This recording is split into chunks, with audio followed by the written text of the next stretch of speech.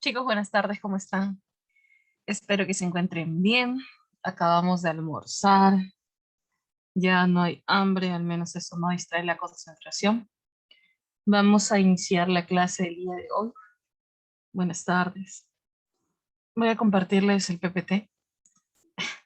Les comento que, bueno, en la mañana también dicté un saludo a este tema. Y pues sucede que cuando no vi las preguntas, simplemente vi el esquema de las preguntas. Decía filosofía contemporánea. Ni siquiera leí la primera parte, solo vi Nancy Fraser, Charles Taylor. Ok, dije, saqué mi PPT y me expuse. Y en el momento que nos fuimos a las preguntas, no había ninguna pregunta de Nancy Fraser ni Charles Taylor. Todas las preguntas eran de Hegel, Nietzsche, Marx. Entonces dije, para empezar, el tema está mal, no es contemporánea, esto es filosofía moderna 2, ténganlo presente. Y segundo punto, bueno, ya la había fregado ya, así que simplemente voy a hacer con ellos una permuta, ¿no?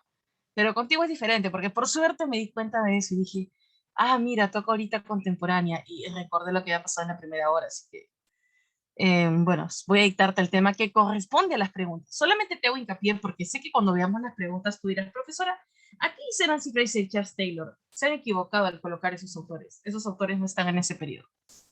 ¿Ya? ¿Me dejo entender? Bueno, primero, no es que Charles Taylor y Nancy Fraser no estén en el periodo de filosofía contemporánea, sí, pero no competen al tema de hoy. ¿Ya? Bien, dicho esto, Salón, vamos a empezar, pero antes de explicar el tema, quiero preguntarles, ¿qué tema vimos la semana anterior? Vimos Descartes, Luke, Hume, Berkeley, ¿cierto?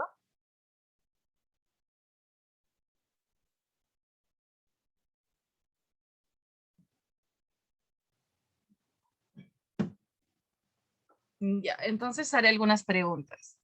Quiero que me des un ejemplo de una idea adventicia.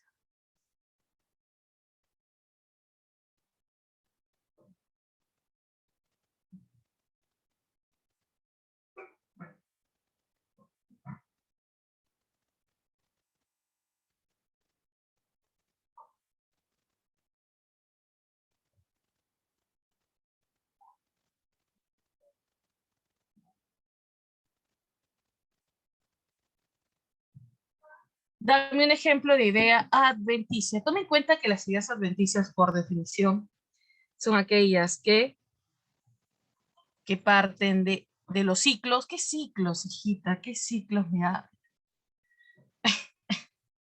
Que parten de la experiencia. Ah, buen punto. Los ciclos parten de... Ah, la capté, Karen. Muy bien. Hiciste una. Sí, que parten de la experiencia. Ah, y hablando de ciclos, sabes que tu examen de admisión es en septiembre, ¿no? Ya salió fecha.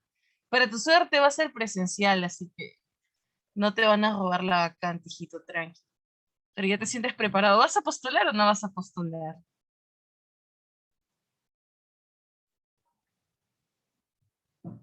¿No? ¿O sí? Es para lo que ya se escribieron, sí, pero de aquí del salón de clase, ¿hay alguno que ya se inscribió para darlo en marzo y no lo pudo dar? Sí, Guido, Juan Carlos. ¿Quién más? ¿Quién más? ¿Solo ustedes dos nomás? Esperando que lo posterguen, no, al contrario, debes de pedir que sea ya para de esa manera ingresar y tener cuántas semanas de vacaciones, Salón. Muchas semanas de vacaciones.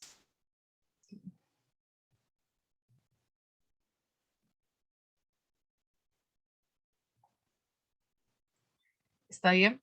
Bueno, vamos a entonces a seguir con las preguntas, pero no me contestaron un ejemplo de idea adventicia. Bueno, poníamos como ejemplo la idea de frío, calor, liso, rugoso, porque todas las ideas adventicias parten de la experiencia. Siguiente pregunta.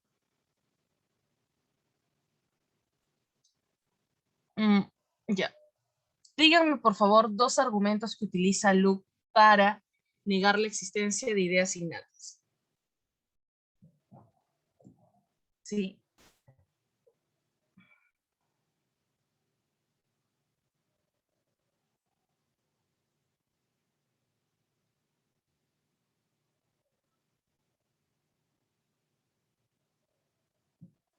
Buenas tardes, querido hijito.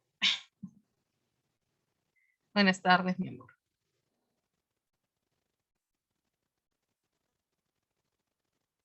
Dime.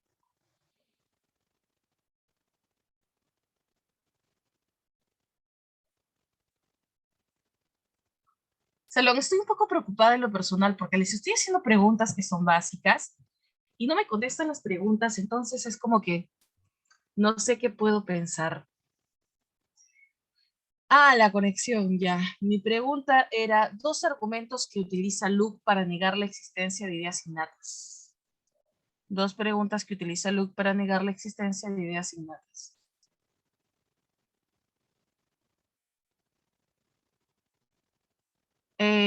Ya, sabemos que no existen, pero ¿por qué no existen? Dice Luke. Él coloca tres argumentos, solo te estoy pidiendo dos. ¿Cuáles son?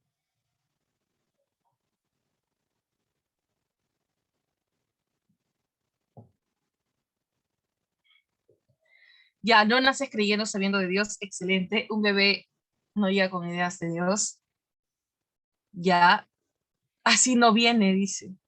Ah, sí, así no vienen las preguntas del examen de admisión, Julio. ¿Cuántos exámenes de admisión has dado para suponer que así no viene? Por favor, ¿cuántos? ¿Cuántos no alcanzó vacante has visto a lo largo de tu corta vida?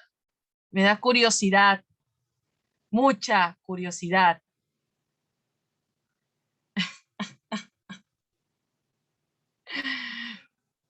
Ya, bueno, se va a jubilar, dice. En realidad, preguntas así sí han venido, ¿no? Bueno, si estuvieras más atento te darías cuenta, pero dale, no hay problema, no hay problema. La tercera hipótesis es un ciego de nacimiento tendrá idea de los colores. Y la respuesta, claro está, es no. Esas son las tres hipótesis. Bien, siguiente pregunta. Dime, por favor, cuáles son las formas puras a priori de la sensibilidad.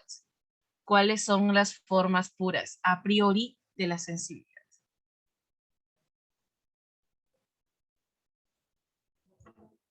Claro está, según Immanuel Kant. Ujú. Bueno, ahí podemos mencionar el espacio y el tiempo. Es muy bueno que se aprendan esos conceptos, ¿ya? Hay otras tres ideas innatas más, pero no pertenecen ni a las categorías del entendimiento ni a la sensibilidad, pero sí son otras tres ideas innatas complementarias. La idea de Dios, la idea del mundo y de la libertad. Bien, Salón, seguía preguntando, pero como no viene, ya no le encuentro sentido, ¿sí? Vamos a explicar el tema de esta semana. Vamos a ver a cuatro filósofos, es decir, si es bastante. Vamos a ver a Hegel, a Nietzsche, a Comte y a Marx. Y si el tiempo nos dirá, quizás hasta Schopenhauer, ¿no? Si el tiempo lo permite, veremos a Schopenhauer. Bueno, vamos primero con Hegel. La doctrina hegeliana se conoce con dos nombres, idealismo alemán o también se le conoce como idealismo absoluto. Si yo te hablo de una idea que es absoluta, ¿con qué lo asocias o con qué lo relacionas? ¿Con qué relacionas el término de idea absoluta? Excelente, Dios. Dios es una idea absoluta, ¿verdad? Pero a Dios lo llama con otros nombres, razón universal, espíritu absoluto, etc. La idea general que tienes que comprender en Hegel es que él entiende que todo tiene un propósito, una razón de ser, una causa. Y el propósito no solamente es inherente a la creación, llámese a sí mismo y a Dios, al mundo, sino también a Dios. Dios tiene un propósito con el mundo tiene un propósito para contigo y tú tienes un propósito para con Dios. Es una relación tripartita, vamos a decirlo así. Dios, mundo, hombre. Dios, naturaleza, hombre. ¿Cuál es el propósito de Dios? Desenvolverse a lo largo de la historia para darse a conocer. Por eso dice esta parte, ¿no? Esta identidad como proceso de evolución histórica del autoconocimiento de la idea absoluta. ¿Quién tiene que alcanzar ese grado de autoconocimiento de la idea absoluta? El hombre, el ser humano. ¿Sí? ¿Y cuál es la tarea del hombre? Si el propósito de Dios es darse a conocer, ¿el propósito del hombre cuál será? Utiliza tus conocimientos previos.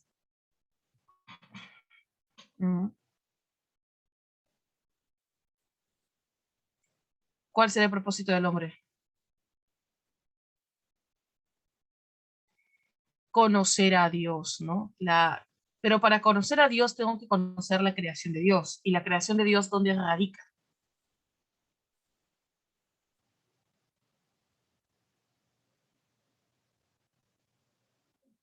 ¿Dónde radica?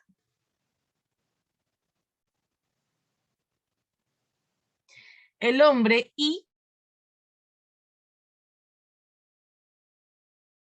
claro, el hombre entre hombre y naturaleza es la más grande creación de Dios. No se me escucha porque me sale que mi conexión a internet es inestable. ¿Se me escucha? Ok, ya, perfecto, gracias. Bien, como les decía entonces, em, el propósito del hombre es conocer a Dios y para conocer a Dios tiene que hacerlo mediante su creación, que es la naturaleza, pero también consigo mismo, porque tú eres la expresión más grande de la creación de Dios. Ese es el propósito de ambos, ¿de acuerdo? Ahora, también propone una línea de pensamiento, como dice aquí, propone un sistema para comprender la historia, el desenvolvimiento de Dios en el mundo y lo llama dialéctica.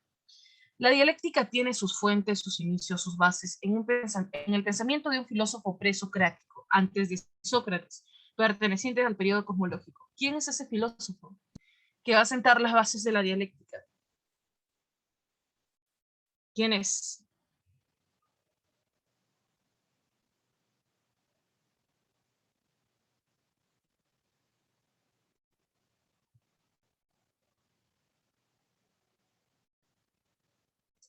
Dime.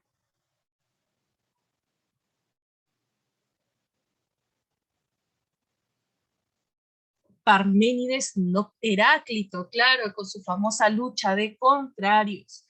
Tesis, antítesis. La diferencia entre la lucha de contrarios de Heráclito con la dialéctica hegeliana es que Hegel adiciona la palabra síntesis y la síntesis se entiende como la superación de las contradicciones anteriores. ¿Me dejo entender? La superación de las contradicciones anteriores. Eso es la síntesis. ¿Ya? Por ende, y por cierto, esta superación, ¿cómo debemos comprender la dialéctica? A veces creemos que la superación es una mera contradicción de las fases anteriores, pero no es así. En realidad, la superación implica comprender o sumar, fusionar las perspectivas tanto de la tesis como de la antítesis. Te pongo un ejemplo si queremos entenderlo a modo de periodos de la historia y la filosofía. Claro, el racionalismo, ¿qué será? La tesis. ¿Y la antítesis cuál es?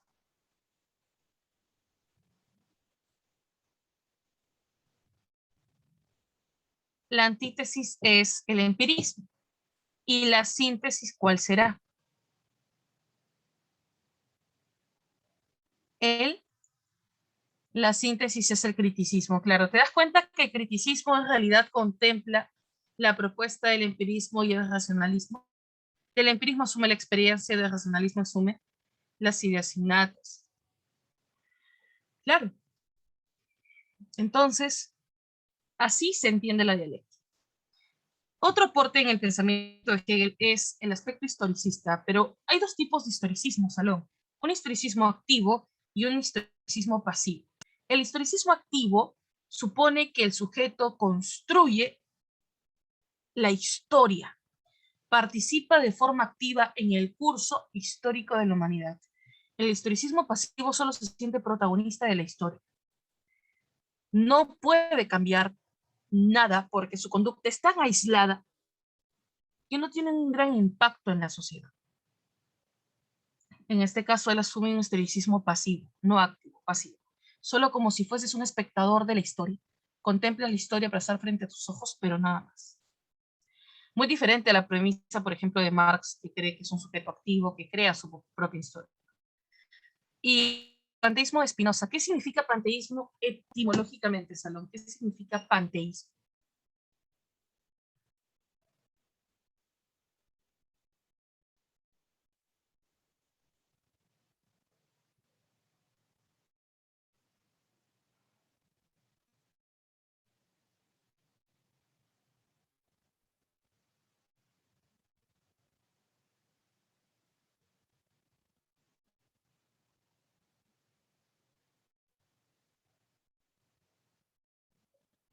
Vamos. Claro, todo Dios. Dios está en todo lo que existe, ¿cierto? Dios se expresa en todo lo que existe, en la naturaleza, en el hombre mismo, en absolutamente todo. Pero hay una gran diferencia entre panteísmo y panlogismo, ¿sí? Ahora vamos con la dialéctica. Bueno, ya expliqué sobre la dialéctica, pero ya, su compañera me pregunta, ¿puede repetirlo de historicismo antropológico? Ya.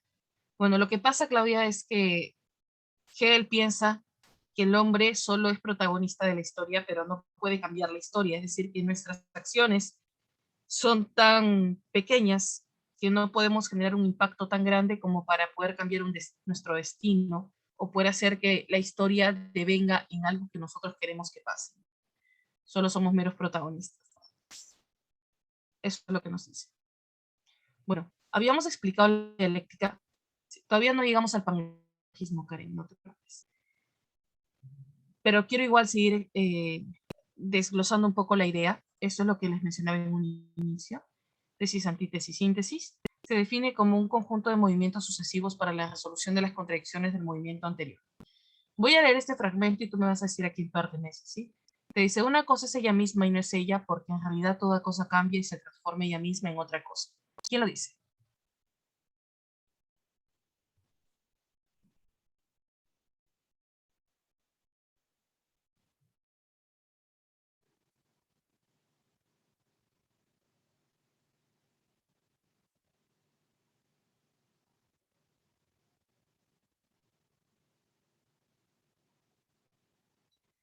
Dime, ¿quién dice eso? Una cosa es ella misma y no es ella, porque en realidad toda cosa cambia y se transforma ella misma en otra cosa.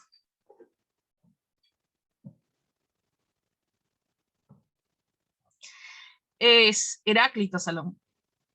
Heráclito dice eso. Claro, el ser es y no es a la vez. Todo cambia. El hombre no puede bañarse dos veces en las aguas del mismo río. ¿Sabes qué es lo paradójico de todo esto?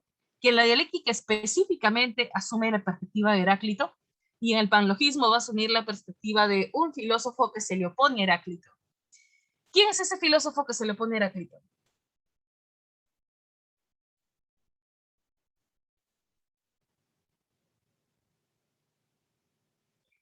¿Quién es ese filósofo que se le opone a Heráclito? Parménides. ¿Tú te acuerdas qué decía Parménides?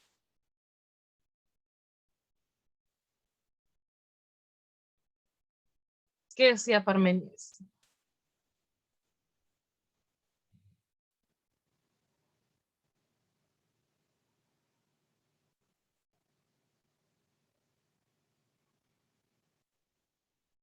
El ser es inmóvil. Más que eso.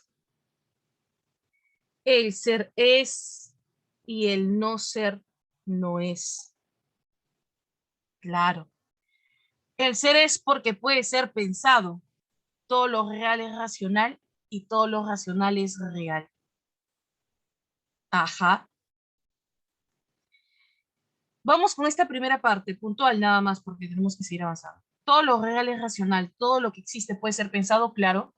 Y ahora, si yo te veo, te puedo pensar. Si yo te escucho, puedo imaginar cómo eres. Si yo veo mi laptop, mi celular, no lo sé, mi botella de agua, puedo pensar, tener una representación mental. Eso es tácito, se sobreentiende, simple. La segunda parte ya no tanto, y todo lo racional puede ser real, todo lo que yo pienso existe. ¿Te acuerdas que decía Parménides cuando decía ser es pensar? Si existe, puede ser pensado, sí. Y si puede ser pensado, existe. ¿Tú crees que lo que podemos pensar existe?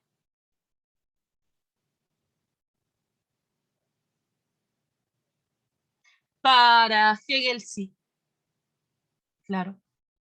¿Sabes qué busca Hegel con esto? Demostrar que el mundo como tal tiene un propósito y una razón de ser. Y de que tú puedes dar cuenta de Dios no solo a nivel del pensamiento, sino a nivel de lo concreto también. Tú puedes pensar en Dios, es porque Dios existe. Y Dios existe no solo porque lo puedas pensar, lo ves en el mundo, lo ves en ti y lo ves en la naturaleza. Por eso es que en esta última parte, cuando habla de los espíritus, ¿no? La idea absoluta que es Dios se desenvuelve en el espíritu subjetivo, el hombre, que tiene conciencia, percepciones y autoconciencia de su propia existencia y finitud, y también el espíritu objetivo, que es la naturaleza. Pero por naturaleza no debemos reducirlo simplemente a árboles, un río, qué sé yo, sino también a todas las relaciones sociales que emergen de la interacción hombre-naturaleza, como la ética, la moral, el derecho, la filosofía, etcétera. ¿Me dejo comprender? Bien, listo, vamos a dejarlo acá. Vamos ahora con el siguiente filósofo. Este filósofo es Friedrich Nietzsche. Sí, Friedrich Nietzsche. Salón, ¿con qué nombre se le conoce la doctrina de Nietzsche? Mm, ¿Qué nombres se le conocen a la doctrina de Nietzsche?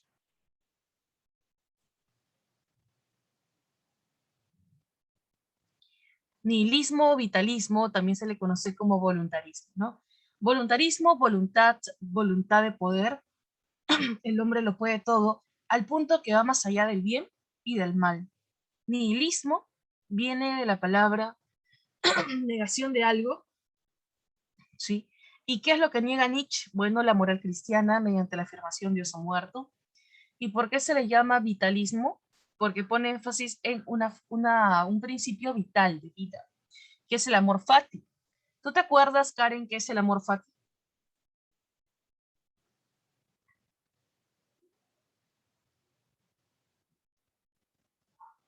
¿Tú te acuerdas lo que es el amor fati?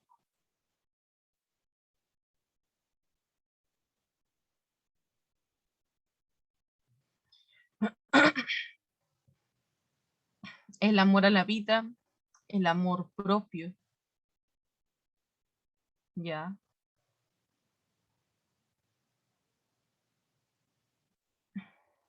Claro, el amor a la vida y todo lo que representa vivir, ¿no? Las pequeñas cosas exactamente y los detalles de la vida. Amarillo, perfecto. Entonces, ya teniendo estas tres ideas claras, vamos a explicar el pensamiento de Nietzsche. Y podemos hablar, si deseas, un poco de Schopenhauer, ¿te parece? O ya hablé sobre Schopenhauer y ya lo sabes. No sé.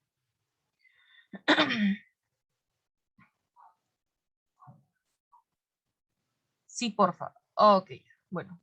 Vamos primero con Nietzsche.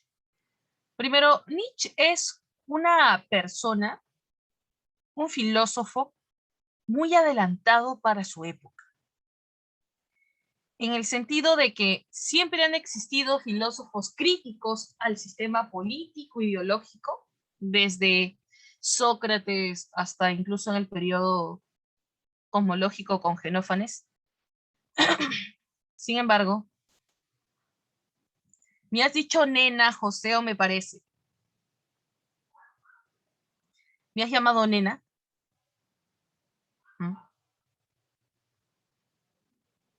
O te has confundido de chat.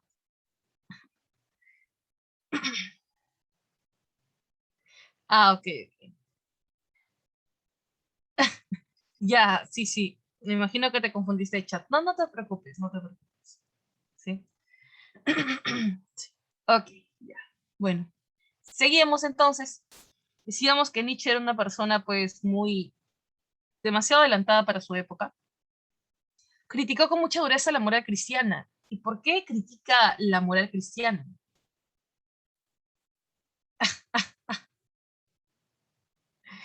Pero el hecho de que lo haga no quiere decir que la persona vaya a caer, ¿no? Además tiene una forma tan común de hacerlo. No sé, yo usaría un poquito más de creatividad, ¿no? Sí, de hecho. Bueno, y más cuando estás con tu profesor de filosofía, pues hijito. Complejo de Electra tiene quizás, no lo sé. De Edipo, disculpen, de Edipo. Ya, bebé, escucha, bebecito, escucha.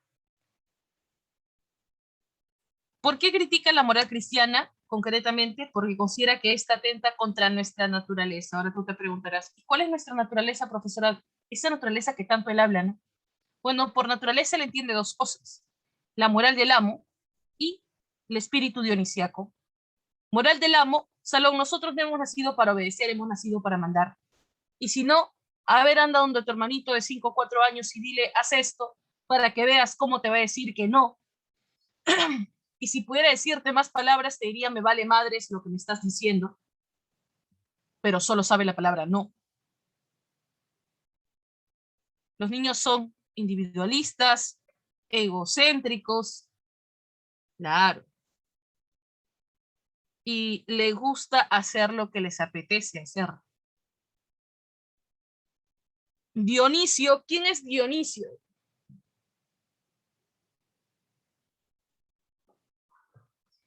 ¿Quién es Dionisio?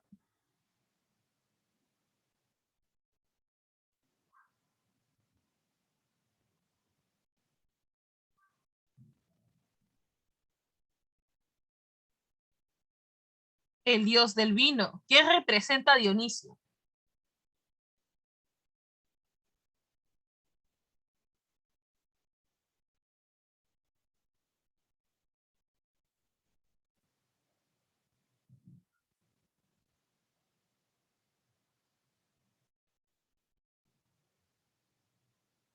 Ya, placer, fiesta.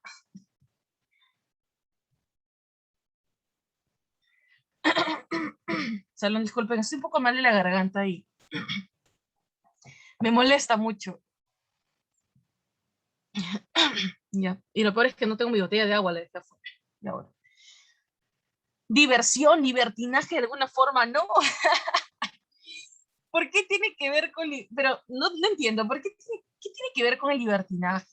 ¿Por qué suponer que Dionisio es un exceso si representa todo lo que nuestros bajos instintos desean? ¿Sí o no, Julio? ¿Sí o no, José? Claro, ¿por qué negarnos a eso? No entiendo. Somos personas altamente sexuales, completamente sexuales.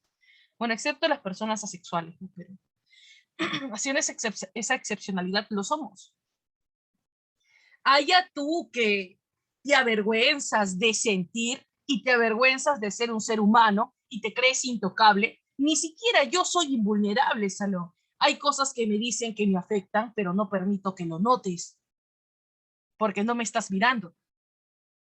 ¿Sí? Claro.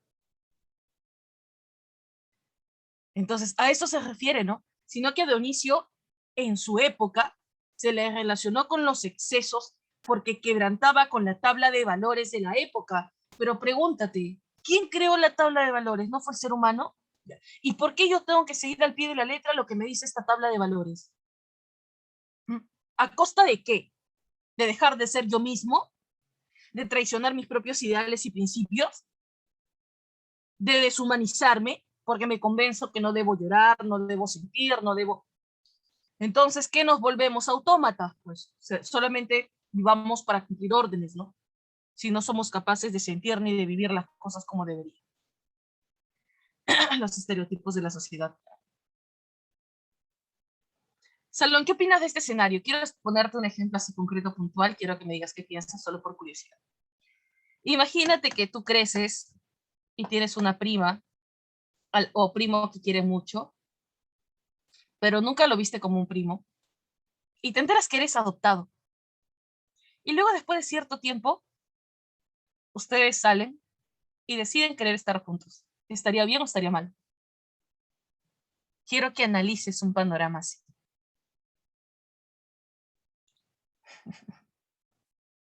Sus compañeros dicen, profesor, estaría bien. Y para su compañero que dijo que estaría mal, ¿por qué estaría mal? No comprendo.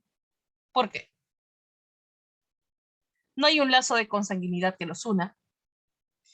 No se ven como familia porque nunca han compartido experiencias juntos, pero sienten una atracción intensa.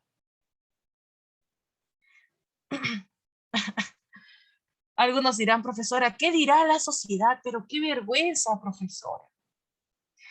¿Cómo es eso posible? Es incesto. Incesto. ¿Qué dirá la tía? Al final no es mi prima. Claro. Lo prohibido es tentador, dice Anne. Pero es que eso no está prohibido. Sin miedo al éxito. No. Pero nos basamos mucho en apariencias. Cuando te limitan más deseas. Claro, el no es una invitación a un sí. En algunas situaciones excepcionales. ¿Sí? Claro. Ya, esta situación que va a ser una especie de situación paradigmática, ¿no? Va a ser muy eh, consentida por Nietzsche. Nietzsche se enamoró de su prima, por ejemplo, pero era su prima sanguínea. Esa era la diferencia. Era su prima de sangre. ¿Sí? Y claro está que la sociedad dijo no, pero ¿tú crees que a Nietzsche le importó? Le valió madres, Salón, le valió madres, porque Nietzsche pensaba, a ver, primero, yo no tengo que encajar. Segundo, ¿por qué voy a negar lo que siento? Sí, estoy enamorado, estoy enamorado. Quiero estar con esta persona, quiero estar con esta persona. ¿Estoy haciéndole daño a alguien? No, fuera de las apariencias que la sociedad siempre quiere resguardar. Claro. Entonces, te ponía este tipo de ejemplo, ¿sabes por qué? Porque creo que nunca lo había hecho en clase. Y segundo, también porque nos permite reflexionar sobre ciertas cosas. Es mi vida, dice su compañero. Dale, es tu vida. No hay problema. Por lo que si yo quiero convertirme en un superhombre, ¿qué cosa tengo que hacer? Uno, negar la moral cristiana que no me permite ser yo. Y dos, negar a Dios. Y así voy a, ojo, no se trata de dejar de asumir valores. Todos tenemos que tener valores. Se trata de cambiar nuestros valores. Que en vez de apuntar a adoptar valores relacionados a el espíritu, por ejemplo, apolinio, mis valores vayan acorde al espíritu dionisiaco. Y lógicamente para eso tenemos que saber qué caracteriza a Dionisio, qué caracteriza al ser humano, naturalmente, ¿no? Y naturalmente, ¿cómo somos? Bueno, individualistas, egoístas, egocéntricos, no somos altruistas en lo absoluto, no somos solidarios, no somos compasivos, al contrario, podemos ser ligeramente maquiavélicos, ¿no?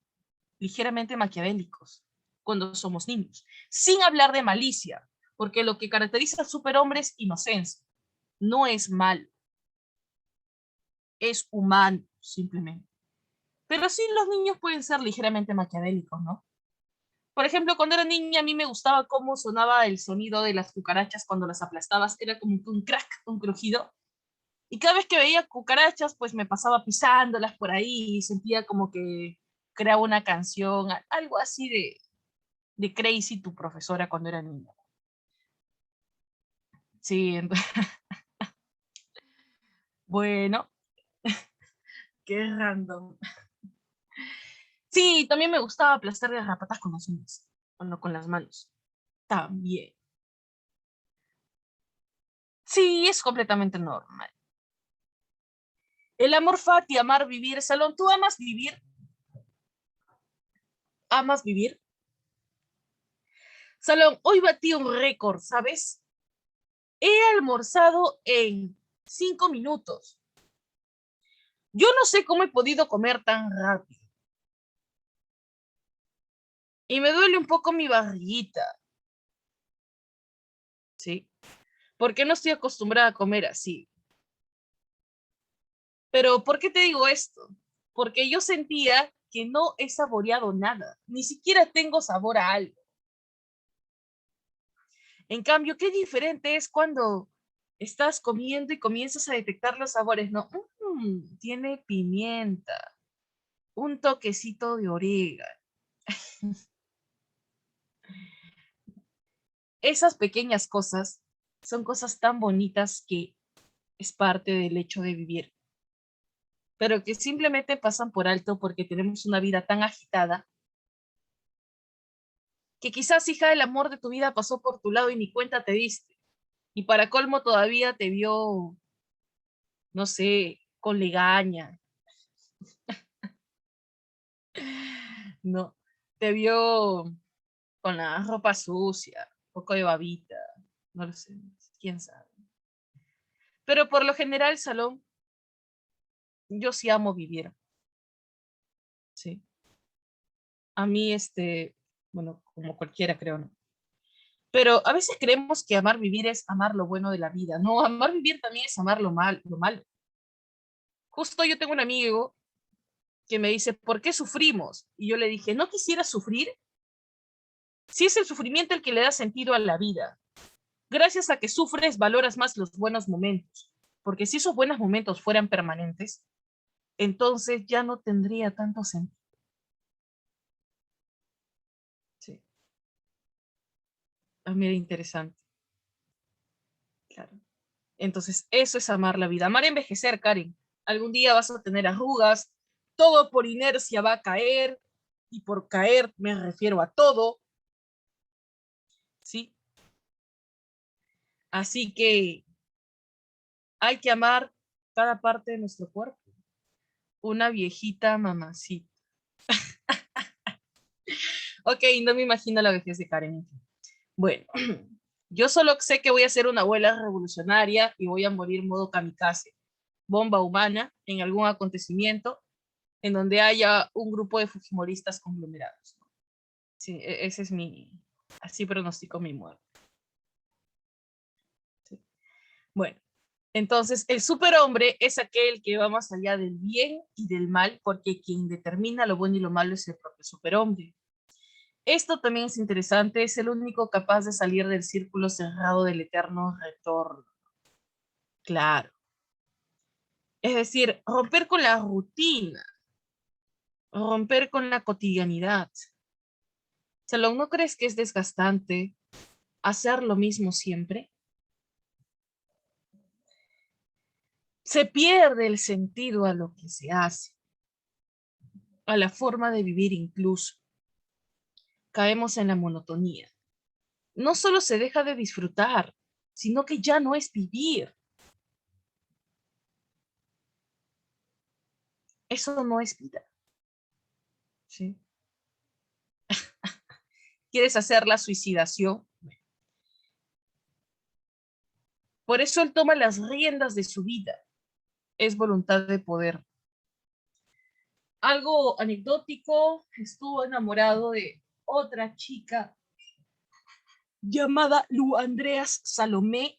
Salomé era una filósofa poetisa de la época, pero, también era una mujer no, tenía 26 años, pero era solterona. Ajá, exacto. Sí, por favor. No lo olvides. Hay que hacer las cosas bien, si no mejor no lo hagamos. ¿Ah? Bueno, decíamos entonces que cuando Nietzsche se le declara, pues Salomé lo rechaza y lo rechazó así, de una forma bien, bien diplomática. En lo personal, yo hubiera sido más cruel, me hubiera dicho, no, gracias, next. Ajá, pero no, ella bien diplomática, ¿no? Le dijo, ¿sabes qué? Te quiero como amigo, pero no te quiero como pareja, etc. Y él, pues todo hombre herido, le escribe una carta insultándola. Te la voy a resumir así en poquitas palabras. Le dijo, eres una mujer ignorante por negarte a estar conmigo, ¿cómo puedes perderte tremendo partidazo? ¿Sí? Ajá, te vas a quedar sola, solita, ¿no? Y bueno, en otras palabras, eso fue lo que le dijo. Si te sorprende las palabras de Nietzsche, yo creo que lo que piensa Schopenhauer de la mujer es peor. Karen, Schopenhauer piensa que tú eres una cosa con pelos.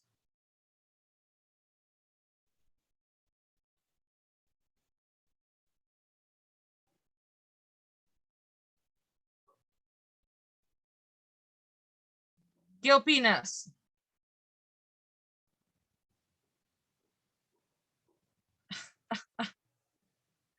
Claro. Profesora, él se puede ir derechito a su casa. Bueno, es que hay que tratar también de entender un poco a estos filósofos. Entender no implica justificar. Entender implica, Salón, comprender por qué llega a tener tanto odio por esta persona. Bueno, por ejemplo, en el caso de Schopenhauer, su historia es muy triste. Él fue un niño que nació enfermo, ¿ya? Enfermo. Tenía problemas en los huesos, no desarrolló bien, era una persona que se aislaba mucho de la sociedad. Su mamá nunca lo quiso, lo llevaron a un orfanato, pasó por 3 familias, tampoco lo quisieron, se convirtió en un adulto y se aisló del mundo. Se enamoró de una mujer, pero también nunca se atrevió a decirle sus sentimientos porque tenía miedo de que lo rechazaran. Así que vivió su vida en el aislamiento, ¿no? Y se suicidó, Schopenhauer se suicida. Schopenhauer se da cuenta que existir implica sufrir y él ya no quiere sufrir más, porque es parte de la condición. Claro, la sociedad te moldea como eres. Y es cierto, Salón, hay 2 certezas que el hombre tiene cuando viene a este mundo. La primera certeza es que va a morir y la segunda certeza que tiene es que va a sufrir. Nacemos llorando por alguna razón, porque esta realidad duele. Sí. Ajá. Así que entendía que la muerte como que era esa liberación al sufrimiento. Claro, y también creía que la mujer solamente podía ser, era bella, pero no era inteligente, no era un ser pensante. Para que veas el impacto que tiene, pero en realidad la filosofía de Schopenhauer es mucho más que eso, pero ya el tiempo no nos da, hay que terminar con esta parte, ¿ya?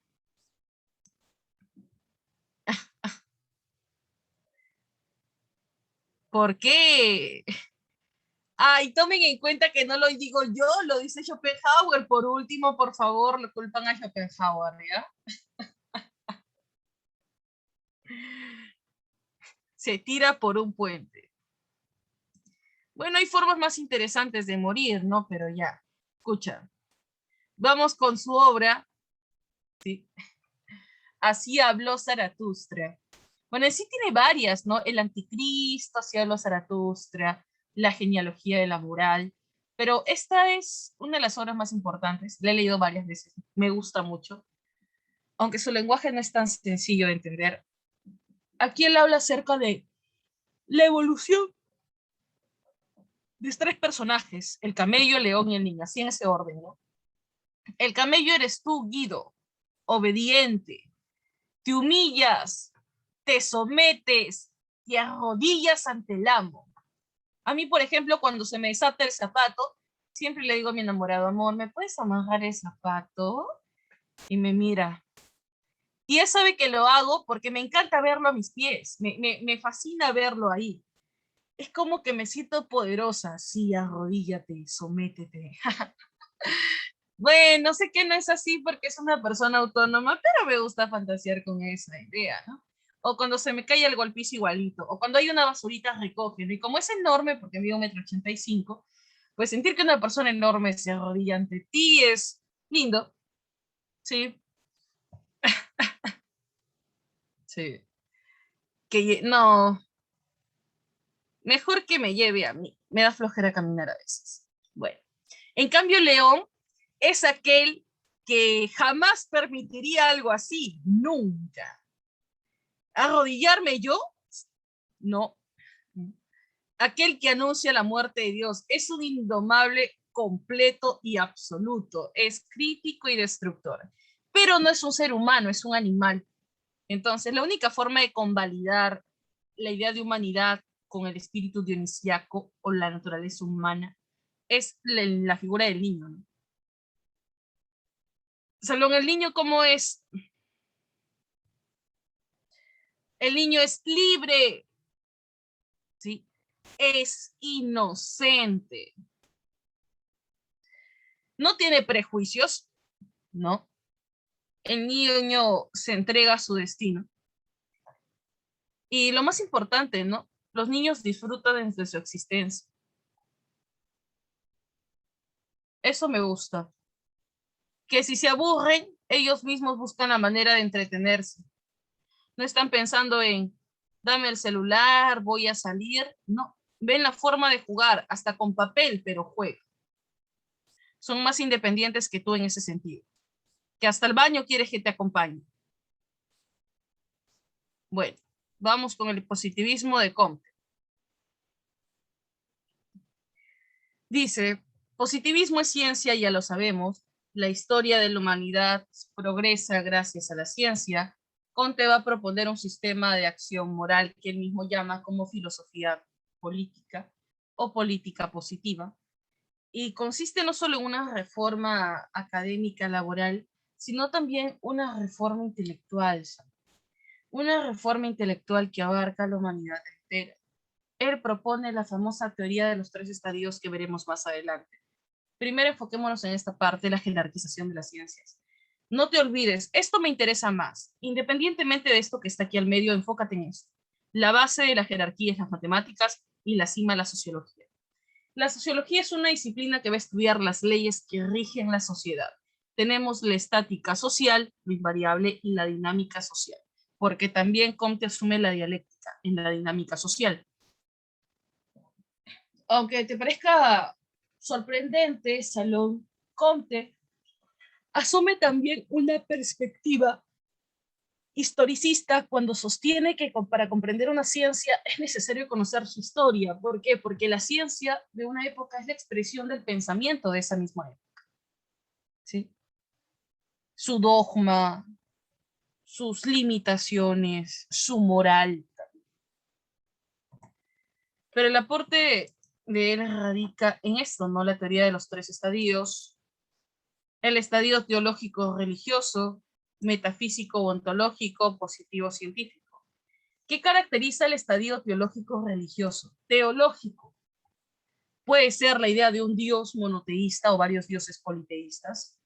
Creen en lo sobrenatural y las causas o consecuencias de algún fenómeno justamente se remite a la participación de estas entidades suprasensibles, dioses.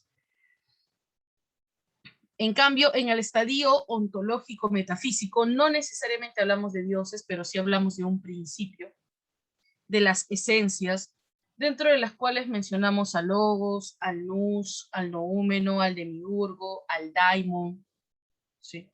Al no ser de Parménides, etcétera y etcétera, ¿no? En cambio, en el estadio positivo científico vemos su carácter supresor de la metafísica. Esta metafísica pasa a un segundo plano y nos importa lo concreto, lo basado en los hechos, la observación, el método científico, la contrastación, absolutamente todo lo relacionado a ese punto. Estadio positivo científico. Mi pregunta es, ¿tú en qué estadio te encuentras? ¿En qué estadio te encuentras, Salón?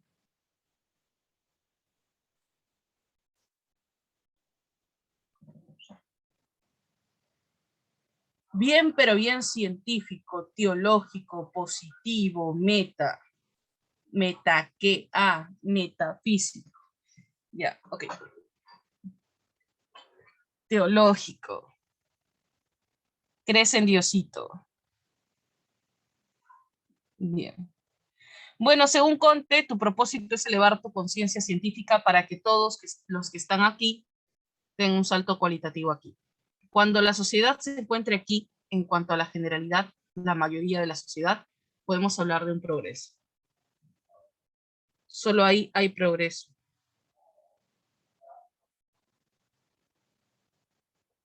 Mis clases te quitaron lo teológico. Gracias, lo quiero tomar como un cumplido. Para terminar, vamos con Marx. Salud. Disculpen. ¿Cómo se llama la filosofía de Marx? ¿Cómo se llama la filosofía de Marx? Qué bueno que no te equivocaste esta vez. Todos me dicen marxismo, profe, se sobreentiende que es marxismo, pero arriba está el nombre oficial. Socialismo científico. Dime 3 obras de Marx. Dime 3 obras de Marx. Dime una que te hayas leído.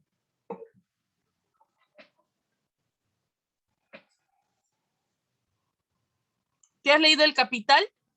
¿Se te puedo preguntar? Ah, ok. Ya, El Capital. Ah, conoces la obra, ok. ¿Qué más? La más famosa, la que lo escribió exclusivamente para el proletariado, ¿cómo se llama?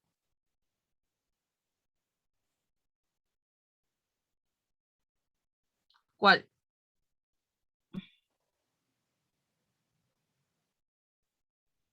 El manifiesto del Partido Comunista, claro. Acá tengo yo mi manifiesto del Partido Comunista. También tengo la ideología alemana. También tengo ese libro.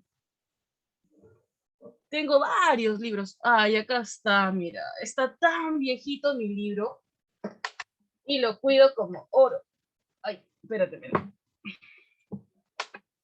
Bueno, lástima que no te lo puedo mostrar porque no puedo activar mi cámara, pero es un tomo enorme. No, porque estoy con la luz apagada, salud. Estoy con la luz apagada. Me gusta dictar oscuras. Pero ya que lo tengo acá, quizás podamos leer algunos fragmentos de la ideología alemana antes de acabar con la clase. Wow, hace tiempo que no leo este texto. Bueno, no, Luis, quédate con la, José Luis, quédate con la curiosidad. Bueno, vamos con los principios ideológicos del marxismo, que son también llamados como las fuentes del marxismo, son 3. El liberalismo económico de David Ricardo y Adam Smith, que es una crítica que hace a la noción del libre mercado y la mano invisible. Sí. Ya, acá está. Y también la filosofía clásica alemana. Va a criticar ciertas cosas de Feuerbach, pero también va a compartir ciertos conceptos a favor de Feuerbach. Por ejemplo, de Feuerbach, sí, eh,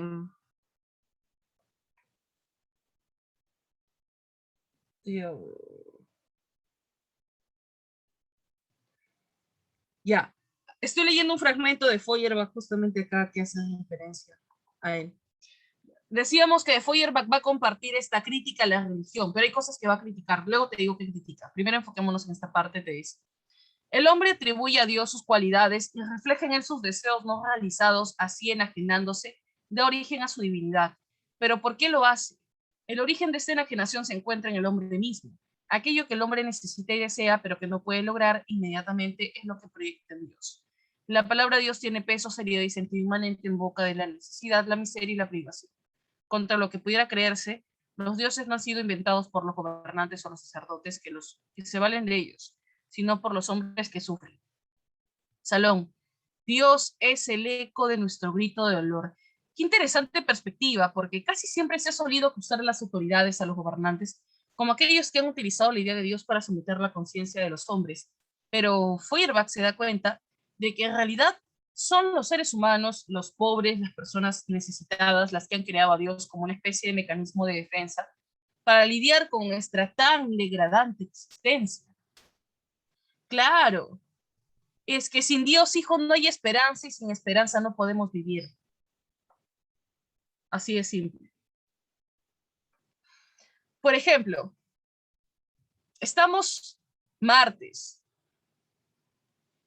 y lógicamente la semana todavía es larga hasta el sábado, pero ya hay algo que te motiva a hacer el fin de semana, ¿no?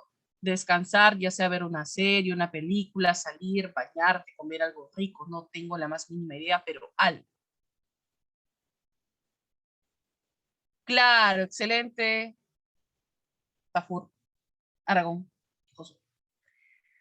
Dios es nuestro ficticio soporte emocional que creamos. Exactamente. Karen dice, me motiva a seguir estudiando. No creo. No creo que eso sea una motivación. Por lo tanto, Salón, acabar con la pobreza ah, implica acabar con la idea de Dios también, al menos con la dependencia de la idea de Dios. Por otro lado, Marx se da cuenta de que la religión es el opio del pueblo. ¿Qué significa la palabra opio? ¿Qué es el opio? El opio es una droga, claro. Una droga que adormece la conciencia del hombre, ¿cierto? Es una droga que te hace creer que todo va a estar bien, que las cosas van a mejorar. Ese es el opio, ¿no? Todo es tan bonito, ¿no? Ajá. ¿Tú has visto la Biblia? No, la Biblia no, las revistas de los testigos de Jehová, el Atalaya. Hay unos paisajes tan alucinantes, Salón, tan alucinantes, tan bonis, que uno diría, qué paja, yo quiero que llegue ese día para jugar con el león, para estar en el río bañándome, ¿no? Comiendo mi frutita. Eso es a lo que nosotros nos aferramos para lidiar con la existencia que tenemos. Pero eso te hace creer indirectamente, hijo, de que tú no vas a cambiar nada, porque no depende de ti que las cosas cambien, dependen de Dios, así que solo ten fe, esperanza y paciencia. Por lo que cualquier conciencia de lucha para acabar con tu condición de opresión se anula, pues.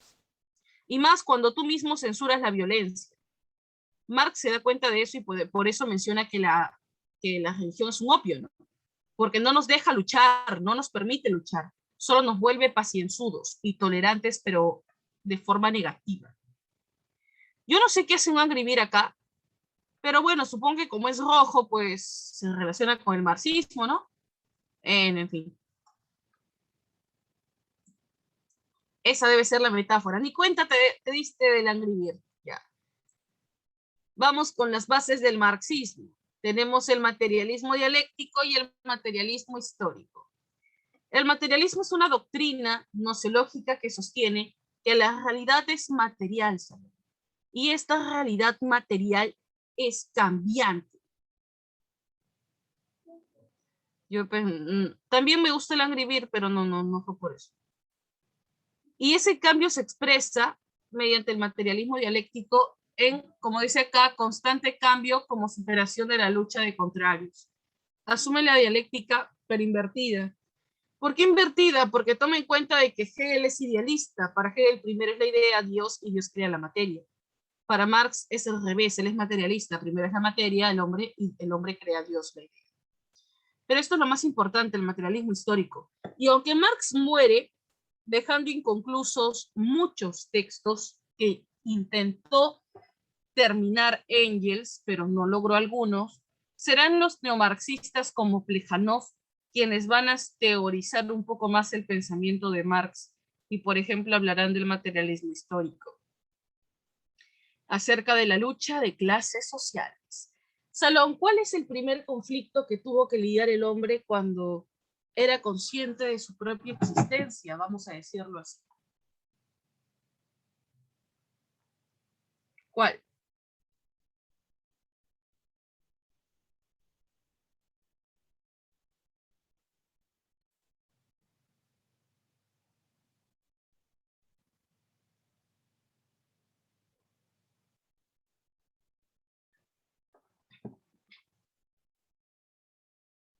¿Cuál? No. El primer conflicto fue hombre versus naturaleza. Tesis, antítesis, síntesis, esclavismo, primera clase social. En el esclavismo tenemos al amo y el esclavo, tesis, antítesis, síntesis, dando paso al feudalismo. En el feudalismo tenemos al señor feudal y al siervo, tesis, antítesis, síntesis, capitalismo no, burguesía. En la burguesía tenemos al señor burgués y al proletariado, tesis, antítesis, síntesis, capitalismo. Y en el capitalismo también tenemos dos clases sociales, ¿no? Porque vivimos en un sistema capitalista. Salón, ¿cuáles son esas clases? ¿Cuáles son esas clases?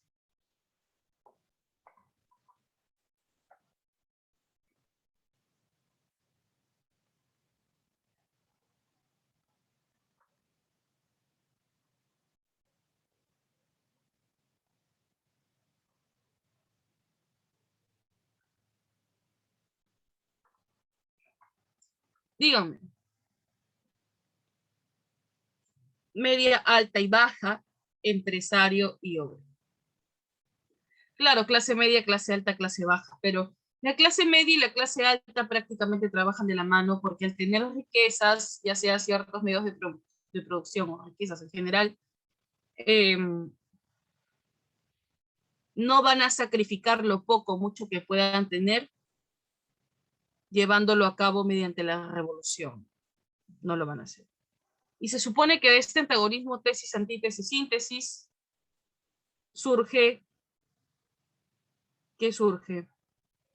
El socialismo como paso previo al comunismo. Tome en cuenta que socialismo y comunismo no es lo mismo y luego explicaré cuáles son esas diferencias. Antes de ello, primero mencionar esta parte. La estructura económica determina la superestructura ideológica. Esto es sinónimo a decir, tus condiciones, salón, socioeconómicas determinan tu forma de pensar. Tus condiciones socioeconómicas determinan tu forma de pensar. Como dice aquí, si tú eres una persona pobre, vas a luchar por reivindicar los intereses de tu clase. Si eres una persona rica, vas a luchar por defender los intereses de tu clase.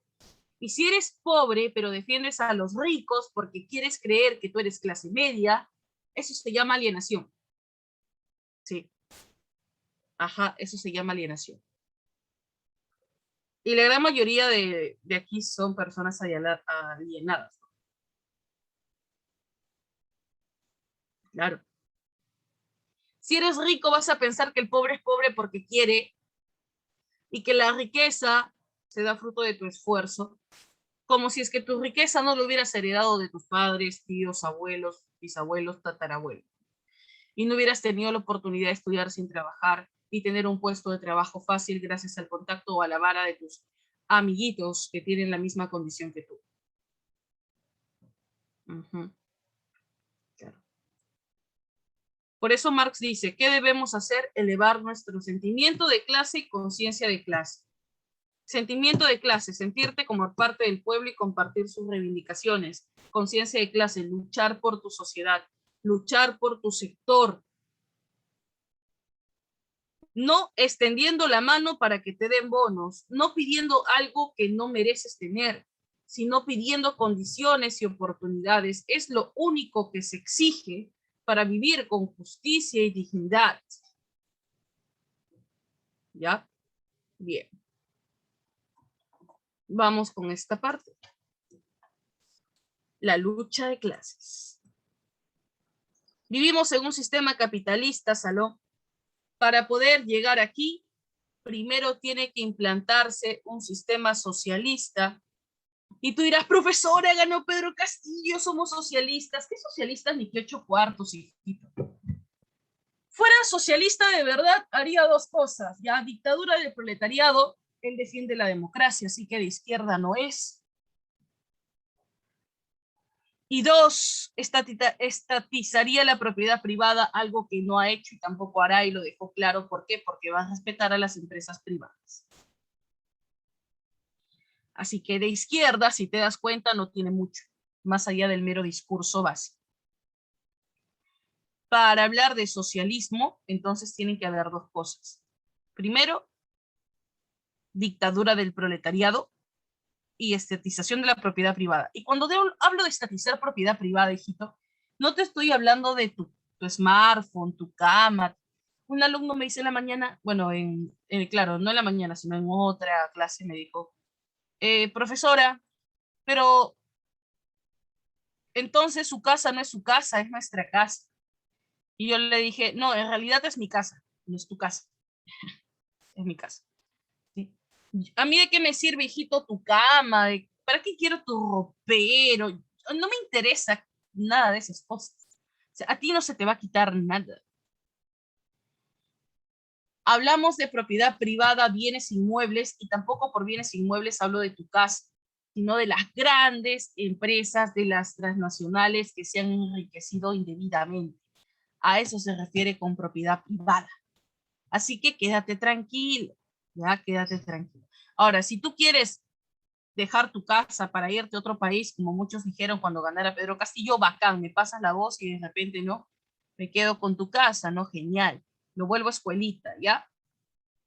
Ahora, en un sistema socialista, decíamos que no es la meta final, es transitorio, que tiene que haber una revolución, sinónimo de guerra. ¿Y qué hay en una guerra? Sangre, muertes. Profesora, pero eso me parece descabellado porque yo creo que las personas no deberían morir. Ah, buen punto, las personas no deberían morir, pero, oh sorpresa, ya están muriendo. Aunque tú no lo puedas ver, mueren de hambre, mueren de frío, mueren de enfermedades, hasta de analfabetismo se mueren. Esa falta de oportunidades hacen que caigan en abandono. Más vulnerables a qué?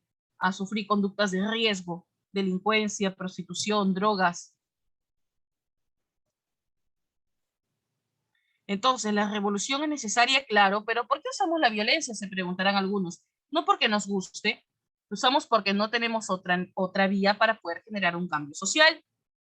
Porque si el diálogo funcionara, el mundo sería distinto. Nos ahorraríamos muchos costos humanos. Si es que las leyes sirvieran de algo, Keiko ya estaría presa. A Cerrón no lo hubieran liberado, ¿sí? Y muchos políticos más estarían en la cárcel. Pero las leyes, Salón, nunca han sido sinónimo de justicia. Las leyes siempre han defendido redes de poder. Entonces, como el diálogo no funciona y las leyes tampoco, nos vemos obligados a tener que usar la revolución, las armas. ¿Quiénes van a llevar a cabo la revolución? Ahí están. Las filas del Partido Comunista.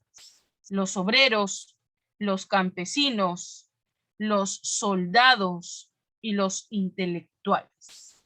Son los intelectuales los que en última instancia van a dirigir la revolución. Esas son las filas que integran el Partido Comunista. ¿Y qué cosa hay en el comunismo? Voy a prender mi luz para leer ya, porque no leo esta partecita. Espérame un segundo.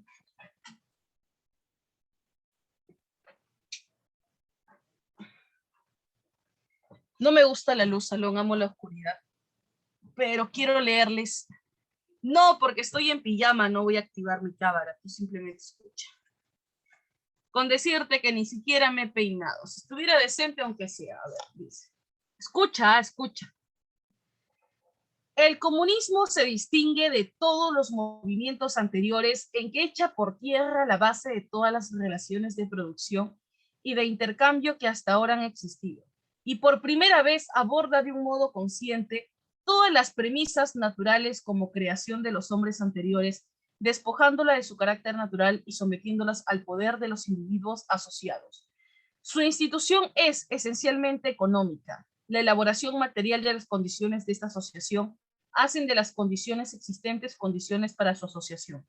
Lo existente, lo que cree el comunismo, es precisamente la base real para hacer imposible cuanto existe independientemente de los individuos, en cuanto esté algo existente, en cuanto algo existente no es, sin embargo, otra cosa que un producto de intercambio anterior de los individuos mismos.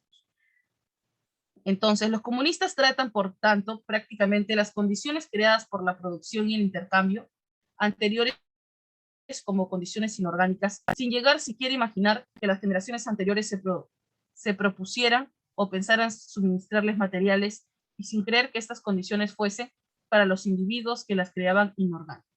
Ya, esta parte que sigue es un poco complejo de entender. No sé ni siquiera si esta partecita que te he leído me has logrado comprender. Creo que no.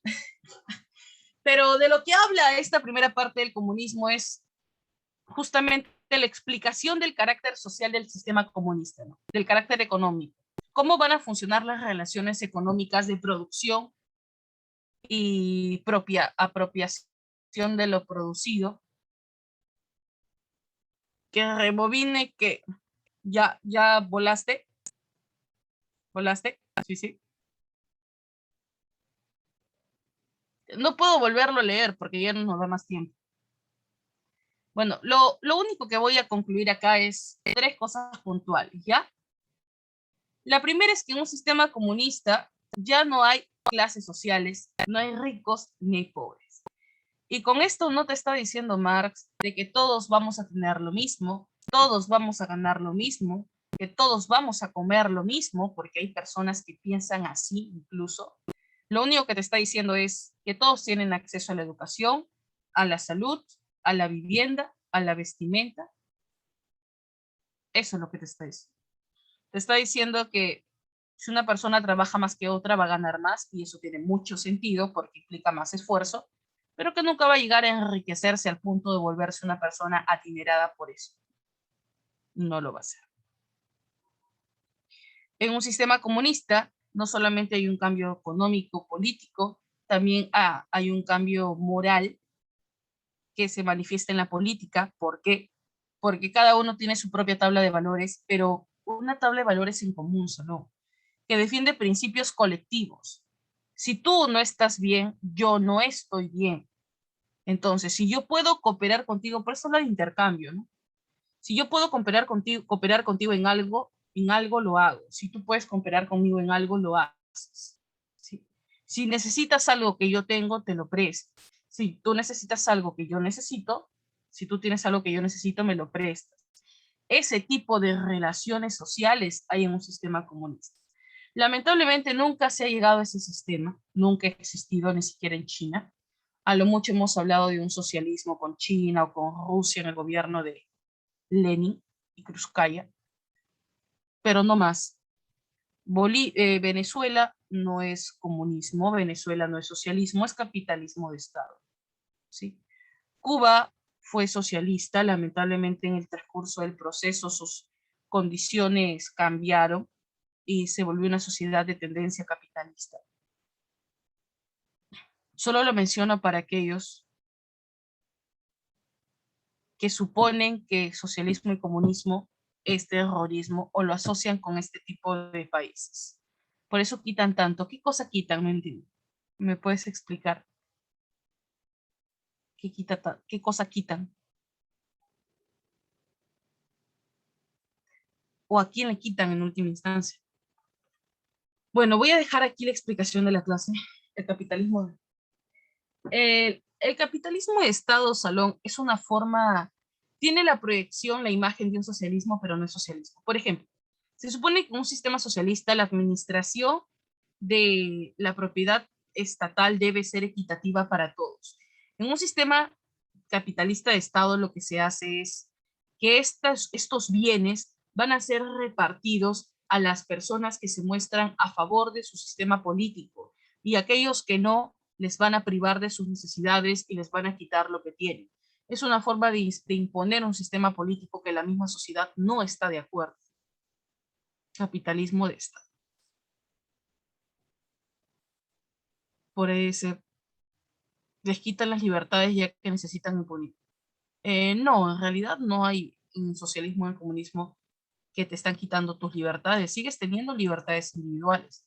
Es solo que dejamos de pensar como individuos y comenzamos a pensar como colectivo. Esa es la única diferencia. Bien, Salón, vamos a contestar las preguntas, que es lo que me interesa ahorita. Porque son preguntas no tan simples. Resolvamos lo que el tiempo nos alcance, ¿ya? Primera pregunta. Ya sabes cómo es la dinámica de clase, ¿no? 1 minuto por pregunta. A ver, te doy 1 minuto para esta pregunta.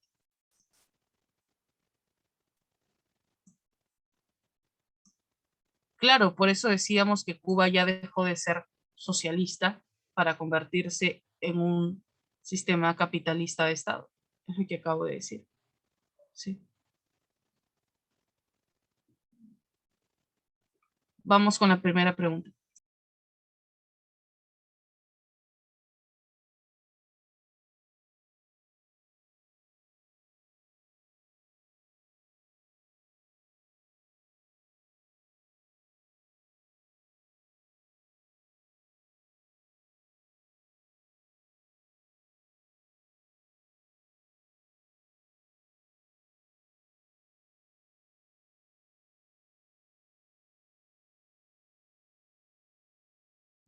Ya, clave, ¿qué te dice? La filosofía griega parece instanciarse como una ocurrencia extravagante, con la tesis de que el agua es el origen y la matriz de todas las cosas. ¿Es realmente necesario mantener la calma y la seriedad ante semejante afirmación? Sí, y por 3 razones. La primera, porque la tesis anuncia algo acerca del origen de las cosas. La segunda, porque lo anuncia sin imagen ni fabulación alguna. Y finalmente, la tercera razón, porque en ella se incluye, aunque solo en un estado de crisálida, el pensamiento todo es uno. La filosofía en la época trágica de los griegos. De acuerdo con el texto, el manifestar que todo es uno, ¿qué cosa nos transmite?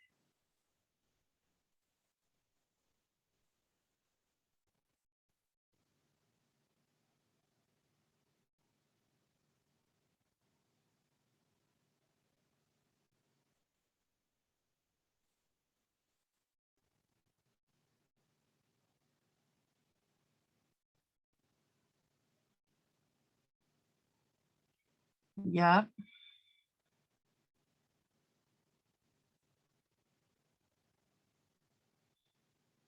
¿estás seguro que la clave es dedo? Salón, ¿cuál es la clave? Claro, muy bien, Jimena, muy bien. Los demás, ¿qué opinan?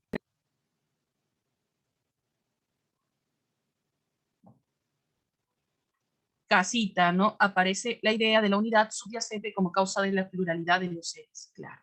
La unidad genera la multiplicidad, casa. Pregunta número 2 y 3. Por lo demás, para decir que aún una palabra sobre su pretensión de enseñar cómo debe ser el mundo, la filosofía llega siempre tarde. Como pensamiento del mundo, solo aparece con el tiempo después de que la realidad ha cumplido su proceso de formación y ha terminado. Lo que enseña el concepto lo muestra necesariamente la historia. De modo que solo en la madurez de la realidad aparece lo ideal frente a lo real y se hace cargo de este mundo mismo en su sustancia, erigido en la figura de un reino intelectual. Cuando la filosofía pinta su gris sobre gris, entonces ha envejecido una figura de la vida. Y con gris sobre gris no se deja rejuvenecer, sino solo conocer. El búho Minerva solo levanta su vuelo a romper el crepúsculo. Así de metafísico es Hegel para escribir. La fenomenología del espíritu es uno de los libros más difíciles que leí en mi vida. No lo quiero volver a leer nunca más. Clave,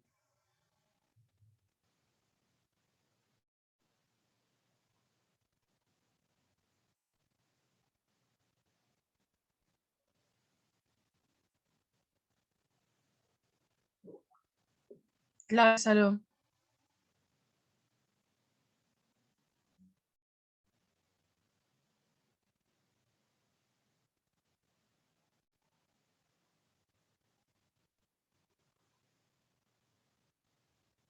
Avión, dice. Analiza el caos y desorden que se evidencia en la historia. Solo puede describir lo que ha acontecido en nuestro mundo. Debe ser instrumento para cambiar acontecimientos históricos. Reflexiona sobre no.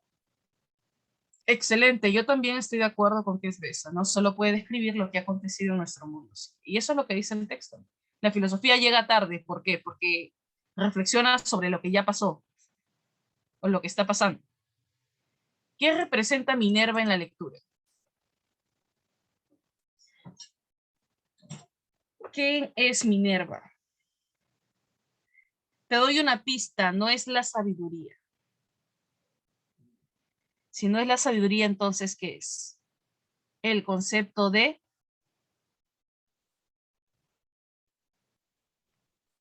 idea absoluta. La idea absoluta. Eso es Minerva. Siguiente texto. Donde quiera que haya conquistado el poder, la burguesía ha destruido las relaciones feudales, patriarcales e idílicas. Las amigarradas ligaduras feudales que ataban al hombre a sus superiores naturales, las ha desgarrado sin piedad para no dejar subsistir otro vínculo entre los hombres, más que el frío interés, el cruel pago al contado. He abandonado el sagrado éxtasis del fervor religioso, el entusiasmo caballeresco y el consentimiento del pequeño burgués en las que las aguas heladas del cálculo egoísta.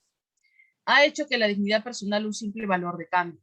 La burguesía ha despojado de su aureola a todas las profesiones que hasta entonces se tenían por venerables y dignas de piadoso respeto. Al médico, al jurisconsulto, al sacerdote, al poeta, al sabio.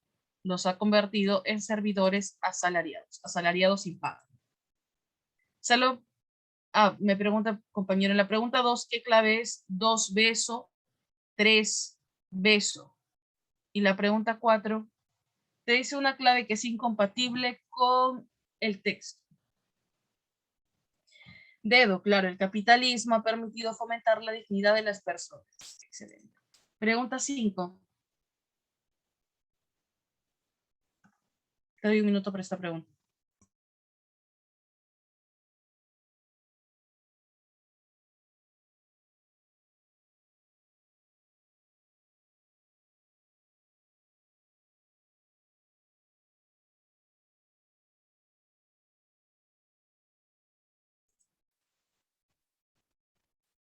¿Cuál es?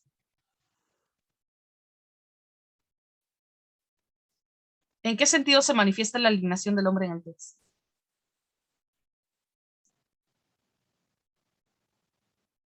Todas son correctas. El hombre sufre por un proceso de cosificación, claro.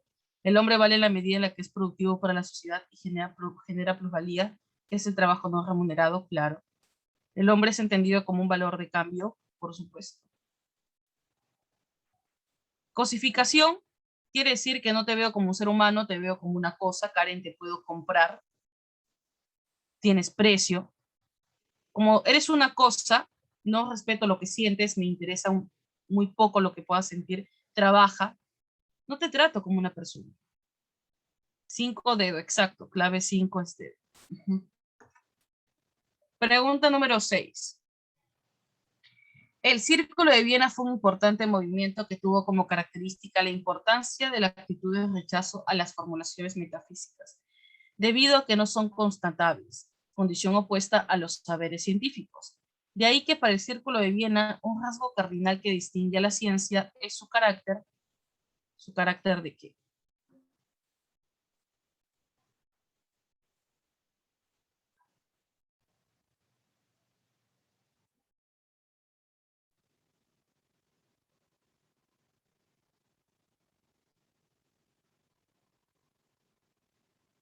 Ya, claro, verificable, no hay criterio de verificación de eso.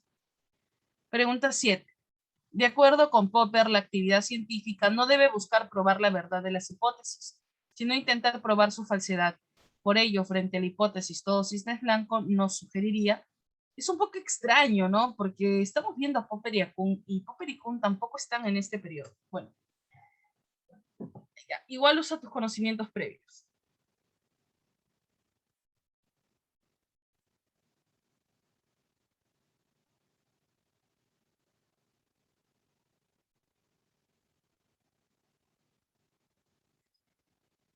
Ya, ¿qué nos sugiere Popper?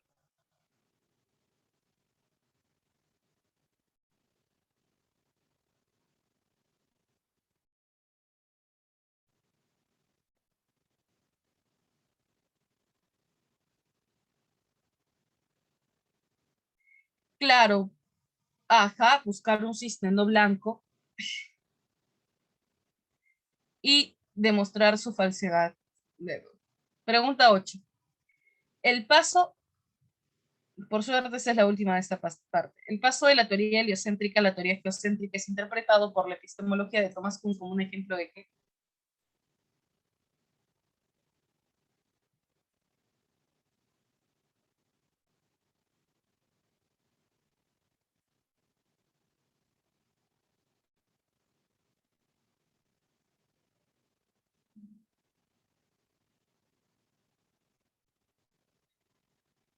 revolución científica, dedo, texto. Sin mar, sin horizonte, sin sol. Una vez que Dios ha muerto, como nos dice Loco de la linterna, nos caemos continuamente. Erramos como a través de una nada infinita. En esto consiste el nihilismo que Nietzsche utiliza para nombrar al espíritu de su tiempo.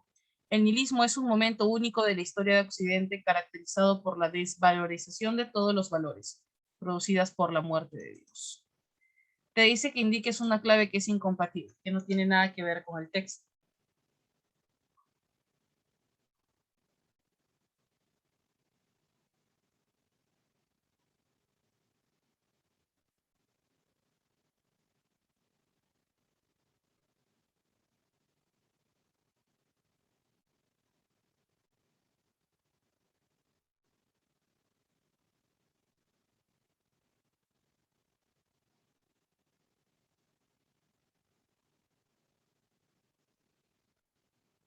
Ya, clave.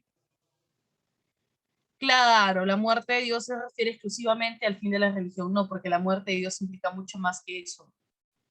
Pregunta 10. ¿La sentencia Dios ha muerto a qué se refiere?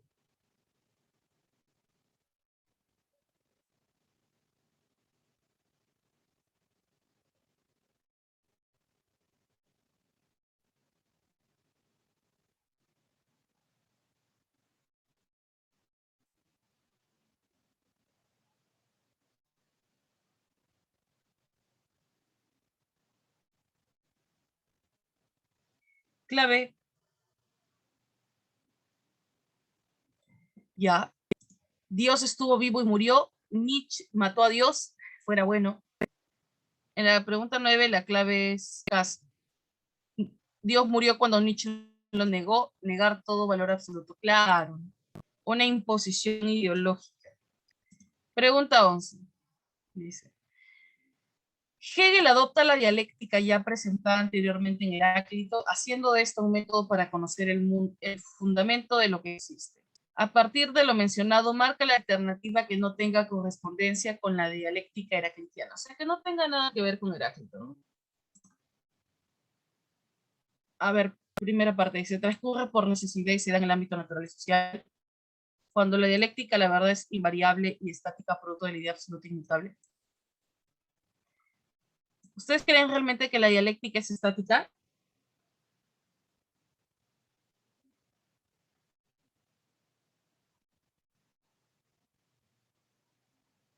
Obviamente no, ¿verdad? La clave es falso. Pregunta 12.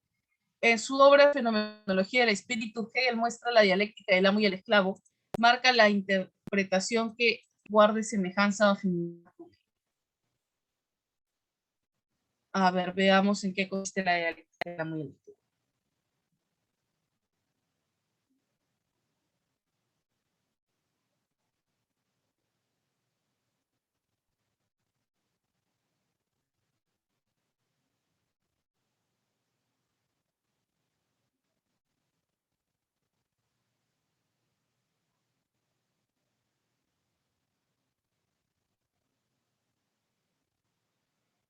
Ya.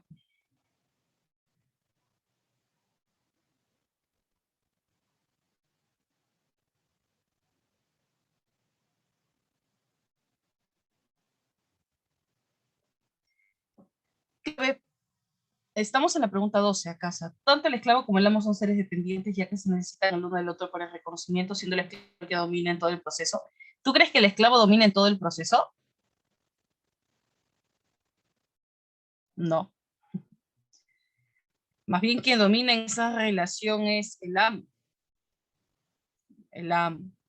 Mira lo que dice la clave de Edward. Es una muestra clara de la intersubjetividad y reconocimiento por parte de dos conciencias. siendo el esclavo el más activo y que puede llegar a liberarse de su condición. 12. Esa es la respuesta. Que no lo leíste completo, pues está mal.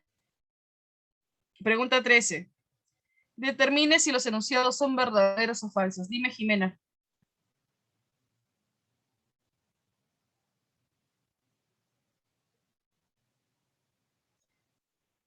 Intersubjetividad. Dos sujetos conociéndose mutuamente. Yo necesito de ti, tú necesitas de mí para existir. Claro, en el plano de las relaciones entre amo y esclavo, ¿entiendes? A eso se refiere.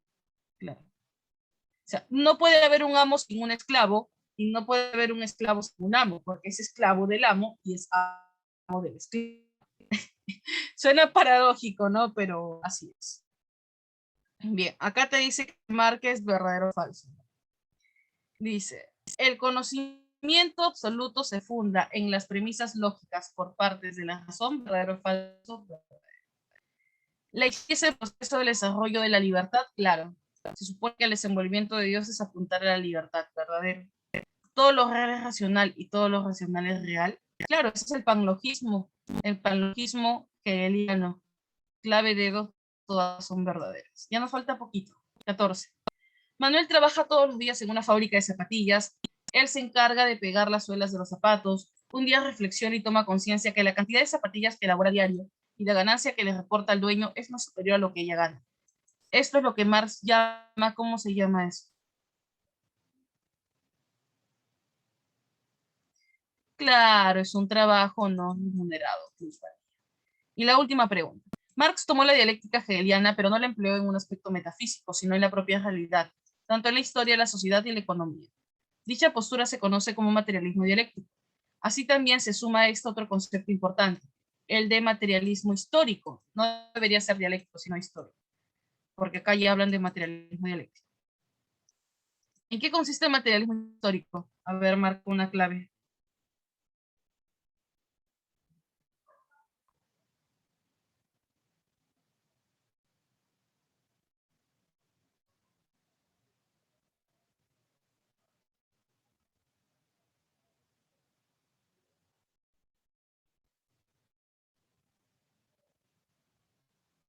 ¿Cuál es la clave?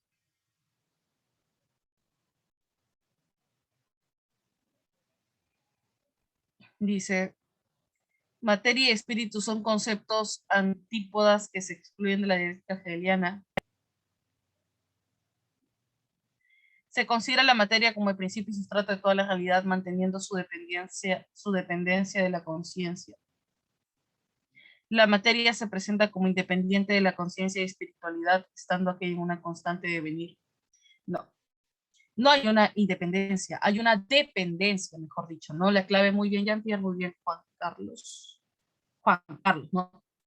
No, no veo, solo veo las cuatro primeras. Ya, sería besito. Excelente, Salón. Has hecho un muy buen trabajo, te felicito. Éramos 49, bueno, éramos 50 ya, y somos 46, se han ido 4, pero no importa, son 46 cachimbos los que tengo aquí. Así que te felicito por eso.